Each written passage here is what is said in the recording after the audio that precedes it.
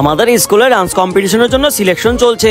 আমার শরীরে বেশি ওজনের কারণে আমি আমার প্রিয় রাজুর সাথে সিলেক্ট হতে পারলাম না। আরে শরম পেয়ে কোথায় যাচ্ছ মোটা হাতি? আরে ও তো পড়ে গিয়েছে। আরে দেখো রাজুর জন্য লাভ লেটার। আমার প্রিয় রাজু, আমি তোমাকে। এরপর কায়া লেটারটি সবাইকে দেখিয়ে দেয় আর সবাই আমার সাথে মজা নিতে শুরু করে। আরে সবাই ওকে বিরক্ত করা বন্ধ করো। আর তো তুমি ভাবলে কি করে তোমার মতো ব্যাঙের সাথে আমি রিলেশন কি করে করবো? তখন রাজু আমাকে খুব অপমান করলো। এরপর যখন আমি বাড়িতে গেলাম দেখলাম মা আমার জন্য কেক রেখেছে, কিন্তু কেকের উপর অন্য নাম দেখে আমি খুবই কষ্ট পেলাম। এরপর আমি মাকে বললাম, মা এই কেকটি কার জন্য?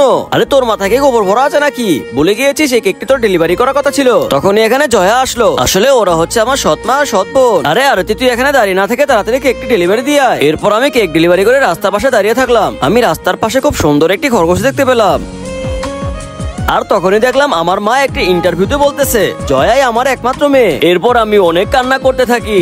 তখনই হঠাৎ করে একটি গাড়ি আমার দিকে আসলো। এরপর দেখি আমার আর জয়ের মধ্যে বডি এক্সচেঞ্জ হয়ে গেল। আর আজকে দেখবো তোমরা কাকে বেশি ভালোবাসো। মাকে ভালোবাসলে লাইক দিয়ে যাও, বাবাকে ভালোবাসলে সাবস্ক্রাইব, আর পার্ট 2 দেখতে হলে কমেন্টসে পার্ট 2 লিখো।